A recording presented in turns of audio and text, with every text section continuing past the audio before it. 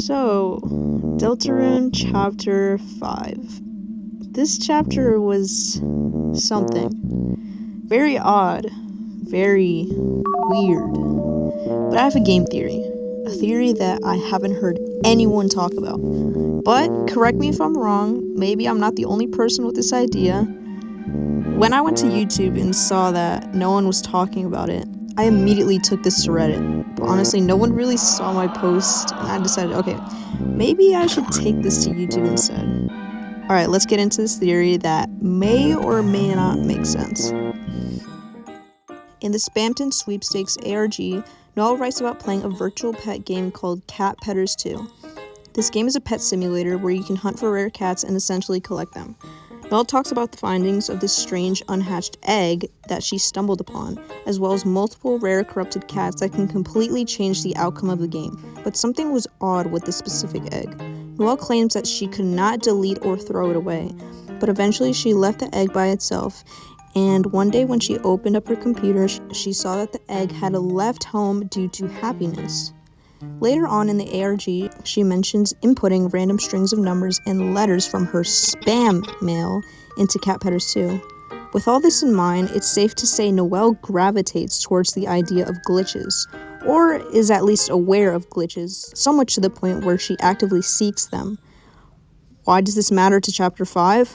Okay, I might be stretching this a little, but hear me out. The lake. More specifically, the other side of the lake, but maybe even beneath it as well. More on that later. I'm wondering that the other side of the lake is something out of bounds, something that can't be reached playing normally, and that maybe this out of bounds region in Hometown is the doing of none other than W.D. Wingding Gaster. I believe that Gaster has maybe created a very particular parameter around Hometown in which the characters can, reside and walk freely. Device theory. But I also believe that whatever's on the other side of the lake has to be of extreme importance. And maybe not just the other side of the lake, but the lake as a whole itself. Back to that now. Remember Onion-san?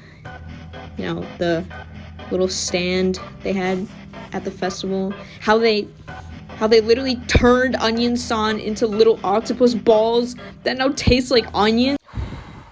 We'll pay our respects at the end of the video, don't worry. But without getting sidetracked too much, we hear from Onion-san in a previous chapter that they allegedly heard singing a familiar, mysterious song bubbling from the deep waters of the town's lake.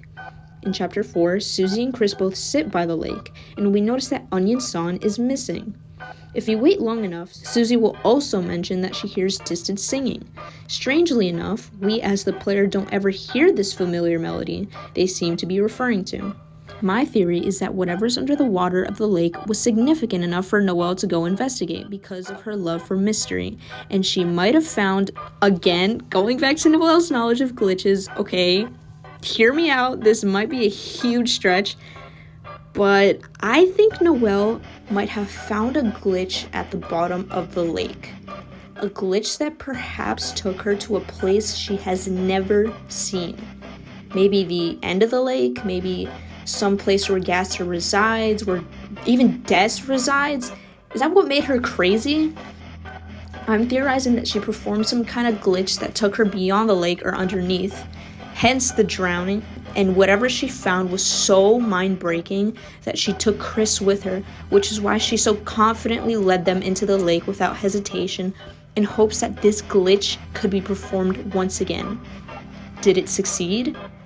Well, we don't know.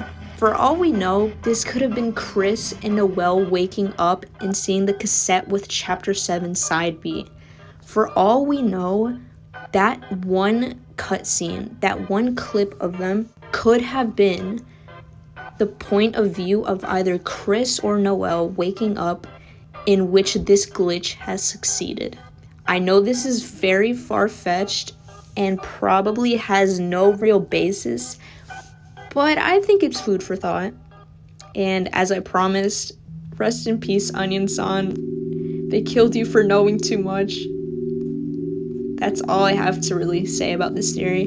I'm not sure if I'm the only person who has said this. I'm not sure if maybe someone else has, made this idea, but I really just wanted to share this on YouTube because no one really saw it on Reddit. Let me know what you guys think on this theory, and I'll see you guys in the next video.